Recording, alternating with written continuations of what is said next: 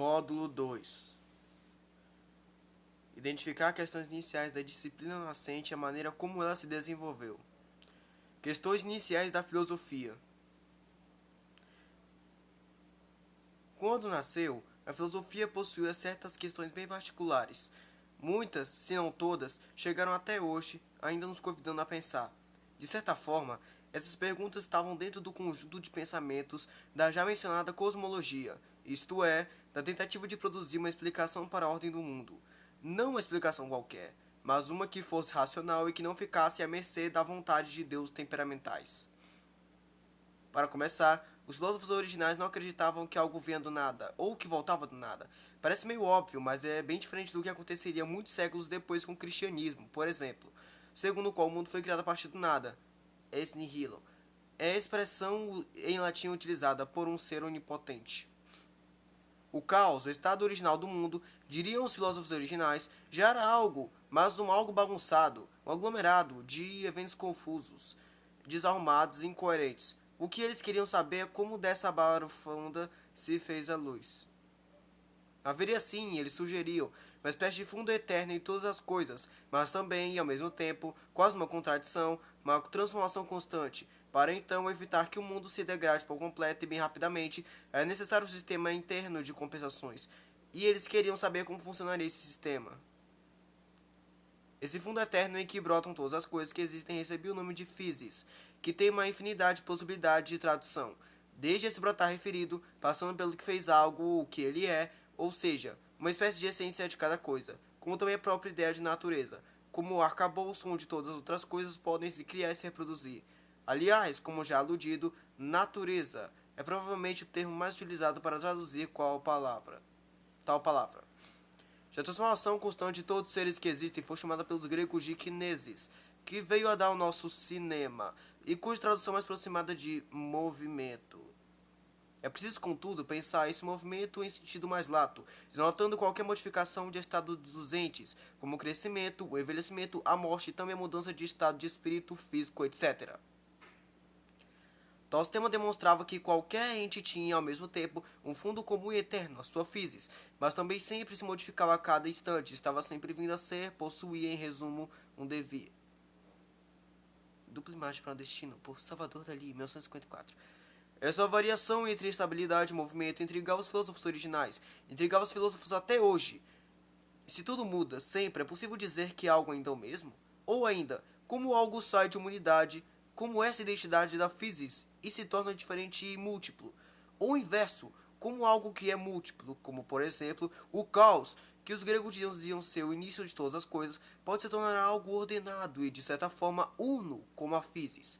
Por fim, essa distinção entre movimento e estabilidade, modificação e identidade, diferença e repetição, título de um livro do filósofo francês do século XX, Gilles Deleuze, demonstrando a atualidade da discussão, fez com que os filósofos originais sugerissem um caminho para interpretar essa divergência.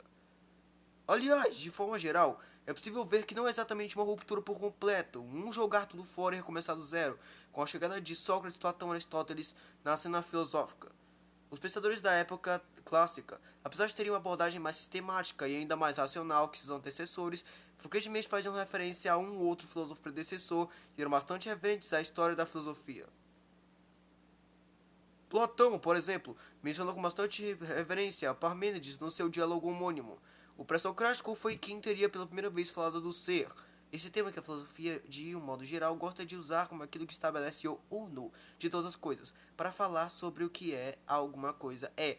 Já Aristóteles, tão costumeiramente professoral, faz quase sempre uma lista histórica de todos os predecessores, em um dos inúmeros temas sobre os quais ele escreveu. Detalhe da obra A Academia de Atenas, de Rafael Sanzio, 1510, destacando a figura do filósofo pré-socrático Parmênides. Platão, mitos e alegorias por todos os lados. A Caverna de Platão, por Michael de Cussien, século XVI. Além dessas citações às suas influências, os filósofos também faziam uso frequente de mitos antigos e de histórias que inventam e que não são exatamente realistas. Ao contrário, são profundamente metafóricas. O caso mais conhecido é o da Alegoria da Caverna. No capítulo 7º de A República, talvez o livro mais famoso e importante de Platão de toda a história da filosofia. Sócrates, professor de Platão e protagonista da maioria dos diálogos platônicos, narra para Glauco, irmão mais velho de Platão, uma história com homens acorrentados dentro de uma habitação subterrânea, com apenas uma saída, virada para a luz exterior, luz esta fornecida pelo sol. Os homens considerados prisioneiros não se mexem e só conseguem enxergar as sombras daquilo que acontece atrás deles, projetadas na parede. Um deles consegue se desvencilhar dos grilhões e sai da gruta em direção ao exterior e ao sol. No primeiro momento, ele tem dificuldade em enxergar, mas aos poucos vai se acostumando até que vê as coisas como elas são e depois o próprio sol. Impressionado com a visão das coisas verdadeiras, ele, que estava acostumado a ver apenas meras sombras, decide voltar e contar para os demais prisioneiros a verdade, mas a recepção não é das melhores. De maneira bem resumida, esse é o mito, ou alegoria, da caverna. Segundo consta no iniciozinho dessa mesma passagem, tal trecho tinha a intenção de falar sobre educação. Já ao fim do excerto, Sócrates refaz seus cálculos referindo aos conceitos mencionados na obra, como, além da própria educação, falar também sobre justiça, sobre a construção da cidade ideal, sobre os filósofos como os melhores governadores, etc. Retrato de Juan de Pareja, ajustando um cordão em seu bambolim, por Salvador Dalí, 1954. Mas seria também possível aplicar alegorias propostas que irão ainda aparecer, como ideia, o bem, a relação entre a verdade, a aparência, etc. O homem que consegue sair para ver o sol estaria vendo coisas como elas são, sem qualquer anteparo. Platão é considerado um dos pioneiros no uso de analogias para tentar explicar conceitos filosóficos. Em seus diálogos, essas passagens funcionam como os exemplos dados por professores em salas de aula. É um recurso didático, pedagógico e também filosófico, porque nos faz pensar junto a ele e acompanhar seu caminho de raciocínio. Outra história que ficou famosa também é a do Anel de Giges, da mesma obra. Nesse pequeno conto, Platão 2000. Glauco é o narrador, Sócrates é o ouvinte. A trama se passa com Giges, que foi do rei da Lídia, 687 a 651 AEC, na Ásia Menor. Segundo a narrativa de Glauco, Giges consegue chegar ao trono após ter encontrado o anel que o torna invisível e que, por isso, o deixa agir de maneira injusta, sem aprovação dos pares. Assim, ele pode matar o monarca anterior a ele, Candaules, e se casar com sua viúva. O ponto de Glauco era demonstrar que só agimos de forma justa porque temos uma responsabilidade coletiva, somos vistos pelos outros. Enquanto Sócrates, com suas noções idealizadas, pensa o inverso, é melhor sermos sempre justos. Sócrates em busca de Alcibíades, na casa de Aspásia, por Reian Leon Jerome, 1861. Para Sócrates, ser justo tem a ver com agir de forma a estar adequado ao que se é, conhecer-te a ti mesmo. A famosa frase que ficava no templo dedicado a Apolo é um aforismo que Sócrates gostava. Para explicar esse seu ponto e fazer um paralelo entre a justiça individual e a coletiva, ele começa então a montar a sua famosa cidade perfeita. O ponto aqui é outro, entretanto. A forma como Platão também se utilizava de narrativas ficcionais para filosofar. Inclusive, apesar de Giges ter existido segundo relatos de historiadores como Heródoto, 485 a 425 AEC, Platão tomou a liberdade de inventar esse detalhe do anel. Busto de Heródoto, cópia romana do período imperial, século II depois de Cristo. Os exemplos dessa mistura de ficção e filosofia em Platão abundam. Ele próprio, um grande defensor da verdade acima de tudo, propõe no livro terceiro de A República, uma fábula honesta ou nobre mentira daqueles que se forjam por necessidade. Normalmente com Sócrates como narrador, ele continua a montar sua cidade ideal com seus habitantes e suas respectivas funções. Sócrates, após ter discorrido sobre lavadores, artesãos comerciantes, havia chegado aos guerreiros, aqueles que ele imaginava que iriam ser também os líderes da cidade. Para tanto, ele queria curtir na cabeça desses guerreiros que eles não tinham sido gerados por um pai ou uma mãe, mas pela própria cidade. Sua intenção ao optar pela mentira era tomar os guerreiros intimamente conectados com essa cidade ideal. Divisões filosóficas. Discurso de Sócrates, por Louis Joseph Lebrun, 1867. Um aspecto colateral na obra de Platão é que ele estabeleceu quais eram os temas da filosofia, o que se deveria buscar, como pensar filosoficamente. Os filósofos que vieram depois ou tentaram aprofundar determinadas questões da história de Platão, assentiram com ele ou se tornaram críticos do filósofo clássico grego. Ninguém mais conseguiu lhe ser indiferente. Primeiro entre seus seguidores e críticos foi Aristóteles, seu discípulo mais famoso. Entre os dois gigantes há vários tipos de desacordo. O aluno sempre tenta superar o professor, mas um dos desacordos mais importantes talvez seja o modo de operar a filosofia. Se Platão era mais dialético, deixando que o raciocínio se formasse a partir do diálogo entre duas opiniões opostas, Aristóteles era sistemático, criava longas histórias históricas e detalhadas, explicações dos inúmeros temas que explorava. Assim, ele se tornava um professor mais direto, de quem você já sabia o que esperar ao pegar um livro. Basta ver o título de suas obras para pelo menos ter alguma ideia do que ele aborda. São nomes como física do céu, meteorologia, mecânica, metafísica, política, economia, ética, anicômaco, retórica, poética, etc. Esse tipo de divisão, se não agiu diretamente, talvez tenha servido de desculpa para, com o passar do tempo, abrir espaço para a filosofia se especializar em subcategorias como epistemologia, estética, ética, lógica, metafísica, política.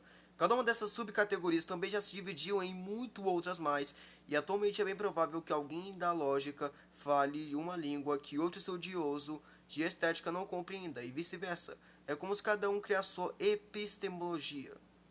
Episteme quer dizer conhecimento. Já logos é das palavras mais famosas da história da filosofia e tem significados vários nos quais os gregos pensavam concomitantemente. Razão, pensamento, linguagem e explicação. Epistemologia, então, quer dizer, na forma literal, a explicação do que é o conhecimento. Apesar de o termo ser recente, a ideia de uma epistemologia nasceu praticamente junto à filosofia. Além de tentar entender o mundo à nossa volta, a filosofia, ao menos a partir dos filósofos clássicos, já se perguntava o que é esse entender. Dito de outra forma, como podemos entender algo? Basta apenas repetir uma informação ou devemos nos apropriar desses conhecimentos e transformados por ele? Dá para ver a importância de tal tipo de disciplina quando se pensa no momento em que diálogos entre posições contraditórias se tornam inconciliáveis, com frequência cada vez mais assustadora. A epistemologia pode, por exemplo, tentar pensar quais são os fundamentos em que se baseia o conhecimento da outra pessoa, para que o que se fala consiga furar a armadura de proteção e criar algum tipo de movimento, de diálogo. A estética é outra subdivisão da filosofia que começou então no léxico oficial bem recentemente, século XVIII, embora a discussão remeta a Platão e companhia, no mínimo. Em A República, é famosa a passagem em que Sócrates expulsa os poetas da sociedade ideal, por considerar que eles representaram a imitação da realidade material, que era, por sua vez, já uma imitação da ideia verdadeira. Ou, usando a alegoria da caverna para nos ajudar, o mundo material seria o mundo dentro da caverna, o mundo verdadeiro, o lado de fora. A arte seria apenas a imitação do mundo dentro da caverna. Apesar das reservas de Platão contra os poetas, a herança greco-romana valorizou a poesia épica, como demonstra a obra Apotheose de Homero, por Jean Auguste Dominique Ingres, 1827. Depois Aristóteles escreveu sobre a poética, tratando dos gêneros literários de sua época. No século XVIII, o filósofo alemão Alexander Gottlieb Baumgarten cunhou o termo estética a partir do grego aesthesis, que quer dizer algo como percepção, sensibilidade, e desde então a discussão sobre artes, objetos e produtos que mexem com nossa sensibilidade se tornou bastante comum na filosofia.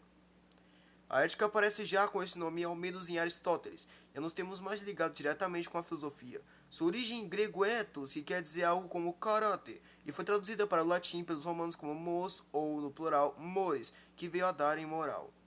De forma bastante resumida, a ética seria o tipo de aprendizado com o qual devemos ter contato para agirmos corretamente, para fazermos o bem, para encontrarmos a felicidade.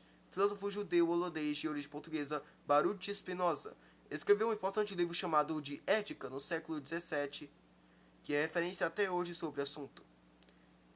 Alcebiades é advertido por Sócrates, por François-André Vincent, 1776. Esse tipo de preocupação leva à política, que foi igualmente o foco filosófico desde o princípio, e talvez uma das preocupações que mais caminhou junto à história da filosofia. Como é a forma de se viver em sociedade, como organizar as pessoas dentro de comunidades, como abrir mão de liberdades individuais em prol de um bem coletivo. Perguntas assim aparecem desde o princípio das questões filosóficas. A República nada mais é que a tentativa de responder exatamente essas perguntas. Depois de Platão, a política está em Aristóteles, Agostinho, Maquiavel, Hobbes, Marx e em vários filósofos da atualidade. Isso só para citar poucos e famosos nomes. Se não for a política, outra candidata ao posto de mais antiga companheira da filosofia será certamente a metafísica, muitas vezes até se confundido com a própria filosofia. Outras vezes o nome apareceu depois da própria discussão, cerca de 250 anos após a morte de Aristóteles, quando tentaram reunir os escritos do Estagirita, pois nascido na cidade de Estagira, e apelidaram a coletânea de textos que vinha após a física de ta metatafísica, algo como o que vai além e, ou acima da física. Metafísica, contudo, estava presente desde Tales, quando, segundo a única informação que nos chegou dele, falou que tudo era água, pois a metafísica é a divisão da filosofia que pergunta o que algo é o ser de cada um dos entes, o que faz algo ser o que se é, o que faz uma cadeira, o exemplo preferido de todos os professores de filosofia. Ser uma cadeira e não um lápis, um sentimento ou uma equação matemática, por exemplo.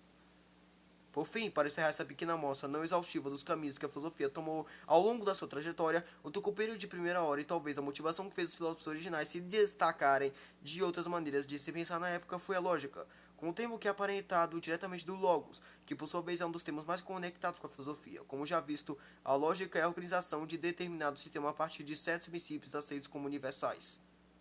Quando se diz que 2 mais 2 é igual a 4, estamos partindo do princípio de que tal soma é a verdade incontestável, porque já temos assentada dentro de nós a informação de que ao acrescentarmos 2 unidades a outras 2 unidades, o resultado será sempre variavelmente 4 unidades. Qualquer estado diferente disso vai nos parecer errado ou ilógico. Aristóteles foi o primeiro a tratar do tema diretamente, ao lembrar que o homem é o único animal que tem logos, que é capaz de fazer uso da linguagem, essa forma abstrata de lidar com o mundo físico. A linguagem é a ferramenta necessária que nos permite nos comunicar, pensar, para enfim nomear o mundo, mas é preciso respeitar determinadas regras para que ela faça sentido. A lógica é a especialização que estuda essas regras. Busto de Aristóteles, cópia romana da obra original de Lisipo, em bronze, de 330 a.C. Essas são apenas algumas subdivisões, algumas disciplinas correlacionadas diretamente com a filosofia.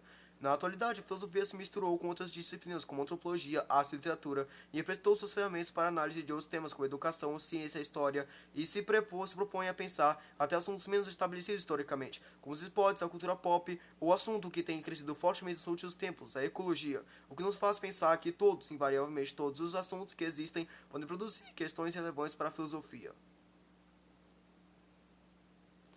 Vejamos um pouco sobre a importância da analogia do conhecimento filosófico.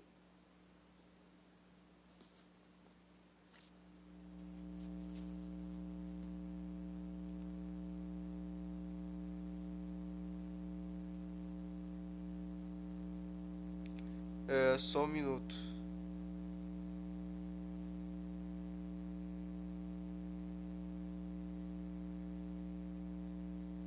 Aqui está o vídeo.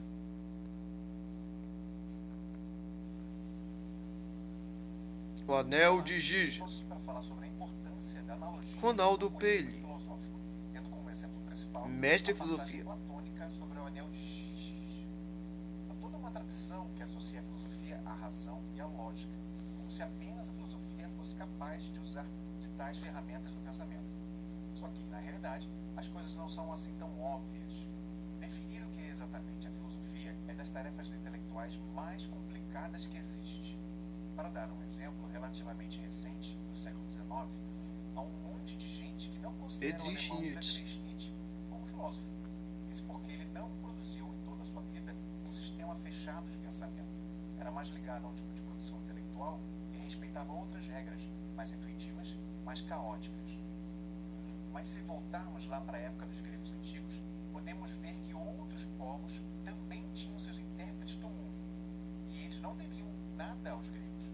Apenas usavam de outros métodos que aqueles mais associados à Grécia. Mas nem mesmo essa associação com a razão lógica mais tradicional pode ser uma forma de diferenciar os gregos de outros povos.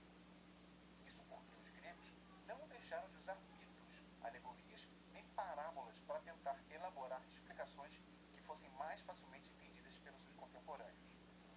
O caso mais conhecido é o da alegoria da caverna, presente no livro A República de Platão. Tal mito narra como um homem comum, acorrentado em uma gruta, desperta em direção à luz do sol. O sol representa nesse trecho platônico a verdade mais perfeita que existe.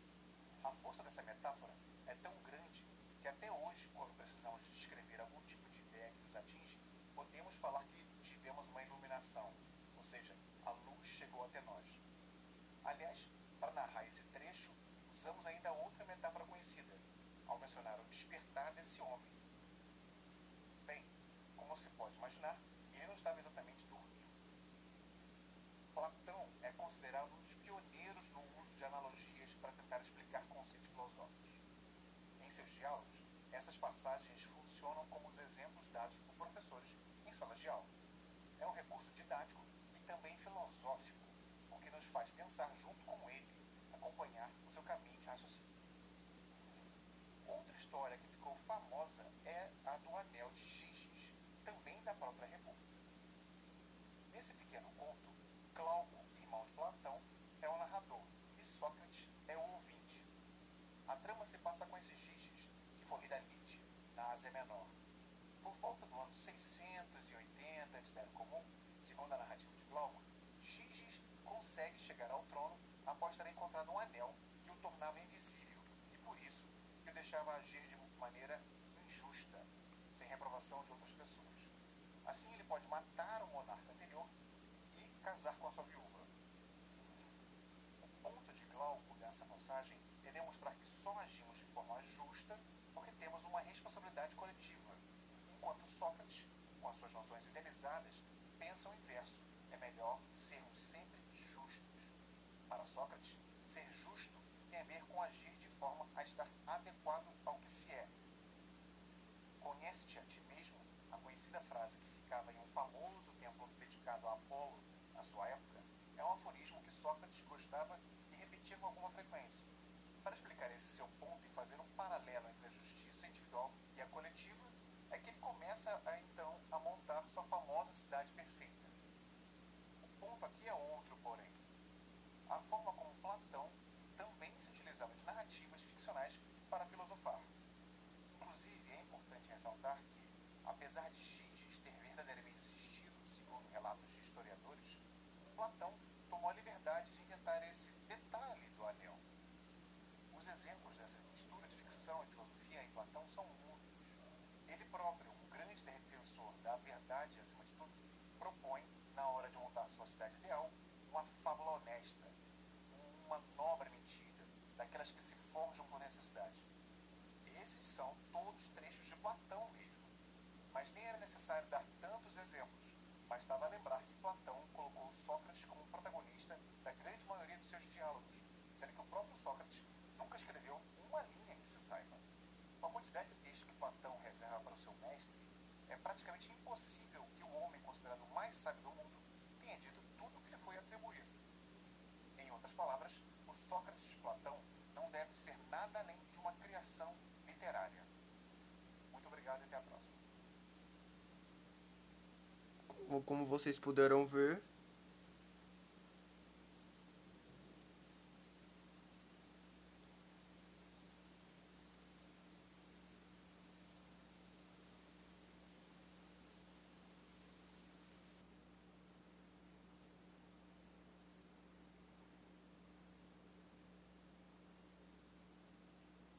olha só, vamos até para o módulo 3. Deixa eu ver.